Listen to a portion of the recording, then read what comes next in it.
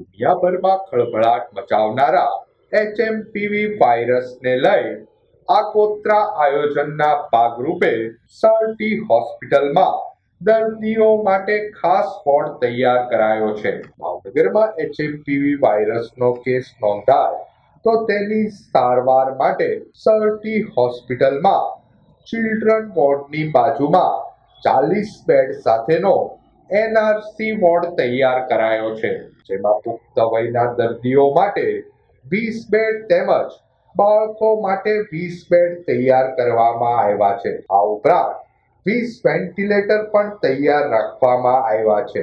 HMPV વાયરસનો ભોગ બનતા દર્દીઓમાં શ્વસન સંબંધી તકલીફ જોવા મળે છે.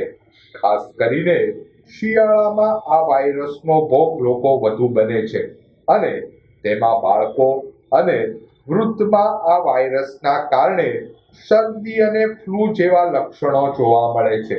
જોકે આ વાયરસ નવો નથી તેમજ ખાસ ગભરાવા જેવું નથી. આ જાગૃતિ દાખવવી જરૂરી છે તેમ તબીબોએ અભિપ્રાય આપ્યો હતો. પહેલી વસ્તુ તો અમે સજ્જ થઈ રહ્યા છે તે વાત સાચી છે, પણ તમારા માધ્યમથી હું લોકોને જણાવવા માગું છું કે ગભરાવાની જરૂર નથી. આ વાયરસ 2001થી હવે છે જ, બરાબર, પણ એમ કહેવાય ને કે ક્યારેક ક્યારેક કોઈ પણ વાયરસ છે એની રોગ કરવાની શક્તિ વધીતી હોય એ પ્રમાણે અત્યારે કદાચ ચાઇનામાં એની શરૂઆત થઈ છે, બેંગ્લોરમાં 2 કેસ આવ્યા છે, અમદાવાદમાં 1 કેસ આવ્યા છે, પણ હાલ તુરંત એટલી ફેટાલિટી નથી. ફેટાલિટી એટલે કેવું કહેવાય કે આપણે કોરોનામાં એવું થતું હતું કે પેશન્ટને કોરોના થયું એટલે મરી ગયું, એટલે એ રીતની ફેટાલિટી નથી. આપણે જે રૂટીન છીંક આવે, ઉધરસ હોય અને જે ધ્યાન રાખીએ ધ્યાન રાખવાનું છે.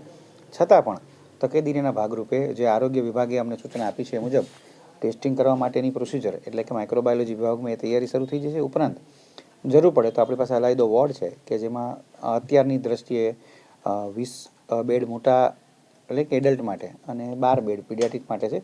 ઉપરાંત આપણી પાસે પૂરતા વેન્ટિલેટર અને જરૂરી દવાઓ આપણે અત્યારે મગાવી રાખી છે. હાલના તબક્કે જે રીતનું ચર્ચા થઈ રહી છે એ રીતે બીજા બધાને નમ્ર વિનંતી એવી છે કે કોઈને પૂછ્યા વગર દવા ન લેવા માંડે, કારણ કે અત્યારે તમે સાંભળ્યું હશે કે એન્ટીબાયોટિક રેઝિસ્ટન્સ છે ને એક બહુ મોટી વસ્તુ છે. અને પેલું કહેવાય ને કે શરદી તમે દવા લો તો અઠવાડિયે મટે, ન લો તો 7 દિવસે મટે. એટલે આમાં સપોર્ટિવ કેર લેવાની છે કે ભાઈ શેડા આવે છે તો એનું કરવાનું છે. દરેકમાં એન્ટીબાયોટિક જરૂરી હોતી નથી, એટલે ડૉક્ટરને પૂછ્યા વગર પોતાની સ્વ ટ્રીટમેન્ટ કરવી નહીં અને ગભરાવું નહીં. બાકી બધું ધ્યાન રાખવાનું કે ભાઈ હાથ ધોવા, છીંક આવતી હોય તો રૂમાલ આડો રાખો, પછી જેને છીંક આવતી હોય એની બાજુમાં જઈને બેસવું નહીં. આ બધી જે આપણે રૂટીન કેર કરતા હોય એ બધી કેર કરવાની છે, બરાબર ને. ઘરે વ્યવસ્થિત પૌષ્ટિક આહાર લેવો, બહારનું ઓછું ખાવું, આ બધું ધ્યાન રાખશું તો આપણને કોઈ તકલીફ નહીં પડે.